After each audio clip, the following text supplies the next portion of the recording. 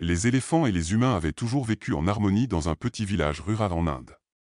Mais lorsqu'une mère éléphant commença à se comporter étrangement, les habitants réalisèrent qu'elle était bouleversée et même en train de pleurer, comme si elle demandait de l'aide. Ils décidèrent de la suivre dans la nature, mais ce qu'ils découvrirent bientôt fut si choquant que beaucoup furent aussi bouleversés et effrayés que l'éléphante. Dans le petit village de Nimatin, les habitants avaient l'habitude de voir des éléphants.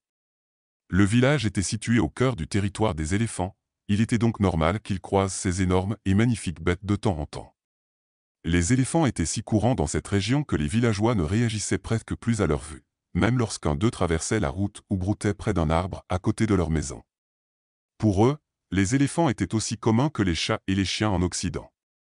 Les gens faisaient de leur mieux pour ne pas déranger les éléphants. Ils savaient que le village était sur leur territoire, alors ils essayaient de ne pas gêner ces animaux, présents bien avant l'arrivée des humains. Les éléphants semblaient satisfaits de cet arrangement et toléraient la présence des humains. Réalistes, ils n'avaient pas vraiment le choix. Mais les éléphants sont intelligents et dotés de grandes émotions, ils savent ce qui est bon pour eux. Un jour, les habitants furent témoins d'une scène très étrange. Une éléphante se tenait au milieu de la route menant hors du village. Elle faisait beaucoup de bruit et agitait sa trompe, comme si elle voulait attirer leur attention. Elle repoussait les gens qui tentaient de passer et frappait le sol de ses énormes pieds avec frustration.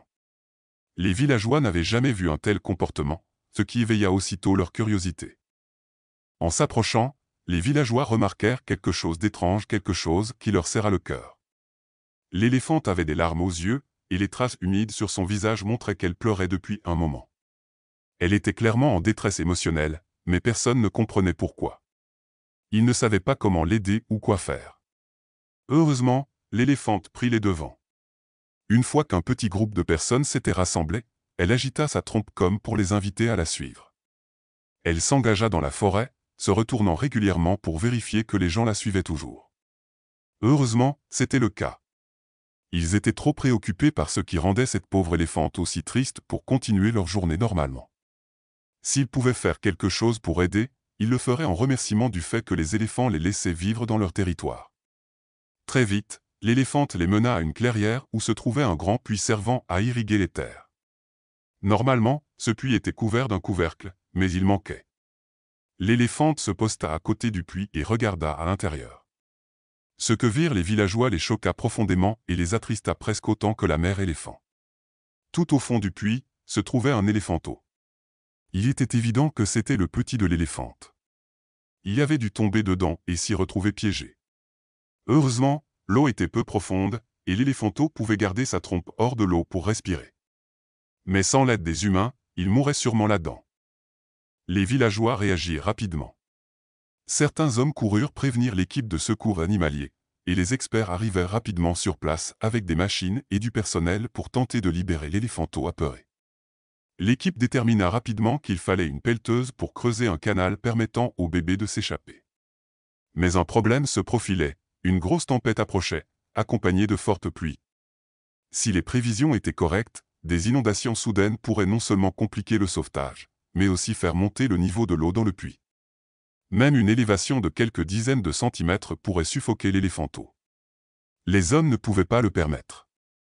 Ils commencèrent à creuser aussi vite qu'ils le pouvaient, à la main et avec des outils rudimentaires, tout ce qu'il fallait pour commencer en attendant l'arrivée de la pelleteuse.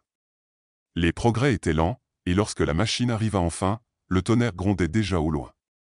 Pendant ce temps, la mère éléphant faisait les 100 pas nerveusement, surveillant les opérations et son petit. Pendant que l'équipe travaillait, une vétérinaire examina l'éléphanteau au fond du puits. Elle constata plusieurs coupures et éraflures dues à la chute et craignait qu'elle ne s'infecte. Elle réussit à appliquer une crème antiseptique sur les blessures. Bien que cela ait sans doute piqué, l'éléphanteau agitait sa trompe, comme pour montrer sa gratitude.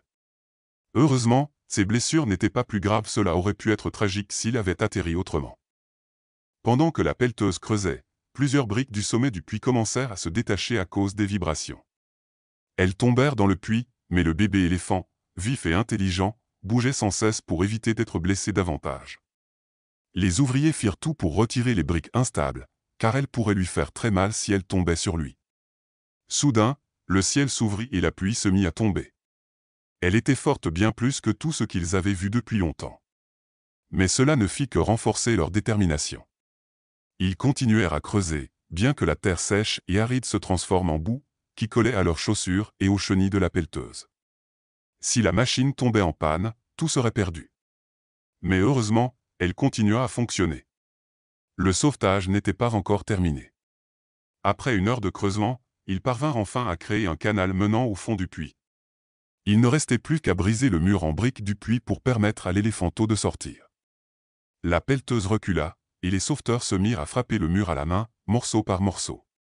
Ce fut long et difficile, mais enfin, de larges fissures apparurent. La mère éléphant, sentant que la libération de son petit était proche, descendit la pente et tenta d'aider, poussant contre le mur pour le briser. Puis soudain, dans un fracas énorme, le mur céda révélant son petit. Le bébé était enfin libre, mais pas encore en sécurité.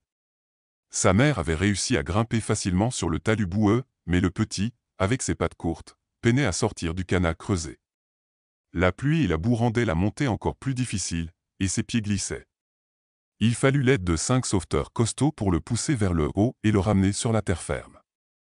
L'éléphanteau courut aussitôt vers sa mère. Celle-ci entoura son petit de sa trompe et émit de grands bruits de joie. Sa joie était évidente. La vétérinaire l'examina de nouveau et administra un médicament pour soulager ses douleurs. À part quelques égratignures, il allait bien seulement un peu secoué.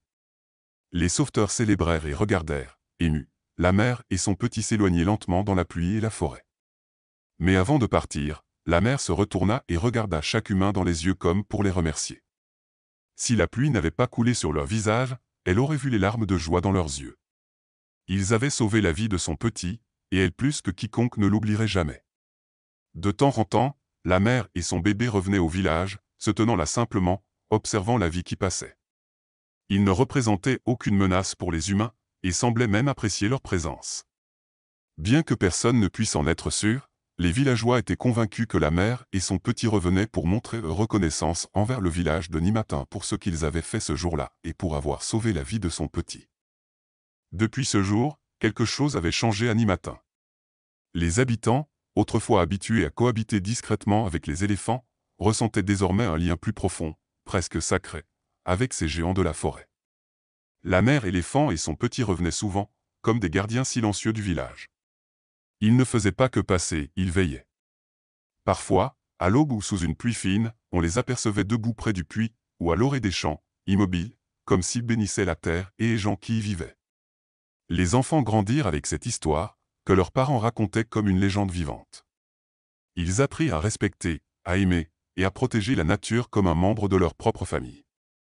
Le village prospéra dans l'harmonie, car il avait compris que la compassion, même entre espèces différentes, pouvait changer le destin.